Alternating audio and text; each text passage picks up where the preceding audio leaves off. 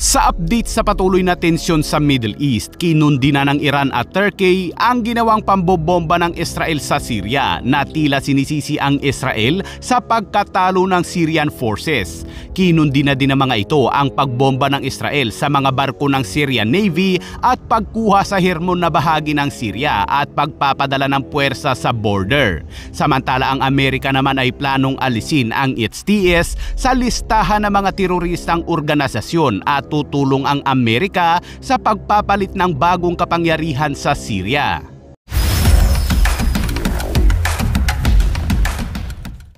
Kinundi na ng Iran at Turkey ang ginawang pabobomba ng Israel sa mga mahahalagang pasilidad ng Syrian forces kung saan matapos targetin ng Israel ang mga nakaparadang helicopter at mga fighter jets ng Syrian Air Force ay binomba din ito ang mga barko ng Syrian Navy sa lungsod ng Latakia na naging dahilan umano ng pagbagsak ng Syrian forces.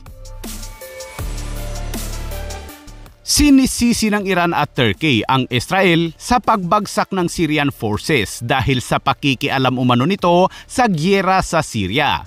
Base sa report, sa loob lamang umano ng 48 hours, ang Israel ay naglunsad umano ng airstrike na may 250 target sa Syria. Kabilang umano sa mga winasak nito ay ang mga bodega ng Syrian forces, mga radar system, signal station, fighter jets at mga helicopter at barko. At bukod pa dyan ay kinundi na rin ng Iran at Turkey ang ginawang pag-takeover ng Israel sa Hermon, isang lugar kung saan nakuha noon ng Israel noong 1974. Dito ay nagpadala ng puwersa ang Israel at bawat border ng Israel at Syria ay mayroon ng mga nakapwestong IDF na handang sumagupa kung mayroon umanong magtangkang papasok sa Israel. Suportado ng Iran at Turkey ang Syrian Opposition Forces. Ang Iran ay nagpapadala ng mga armas sa Syria para gamitin ng mga Hezbollah at Syrian forces.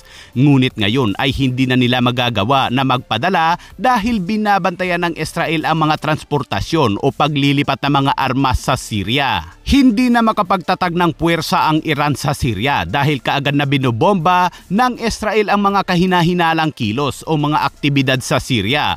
Hinayaan ng Israel ang plano ng bagong upong rehimen sa Syria sa pamumuno ng HTS. Ngunit kahapon ay nagbabala si Israeli Prime Minister Benjamin Netanyahu sa grupong HTS na kung papayagan nila makapasok muli ang Iran at magtatag ng puwersa sa Syria ay madadamay umano sila sa pag-atake ng Israel. Samantala, nagsimula na ang debate sa Amerika tungkol sa planong alisin ang HTS sa listahan ng mga teroristang organisasyon. Kinilala noon ng Amerika ang HTS noong 2016 bilang isang teroristang organisasyon dahil sa koneksyon umano nito sa Al-Qaeda. Ngunit noong 2017, inihayag ni Giuliani ang pagkaputol ng ugnayan sa Al-Qaeda at sinimulan ang isang kampanya para i-rebrand ang kanyang grupo bilang Hayat Tahrir al-Sham. Ang pagbagsak ng rehimeng Assad ay nagdulot ng matinding dagok sa Iran, Russia at Turkey na sumusuporta sa rehimeng Assad para sa kanilang sariling geopolitical na interes. At ang Hayat Tahrir al-Sham ngayon at ang pinuno nitong si Abu Muhammad al-Julani ay may mahalagang papel dito. Sinabi naman ni US President Joe Biden na makikipagtulungan ng Amerika sa oposisyon ng Syria sa panahon ng paglilipat ng kapangyarihan ng bansa.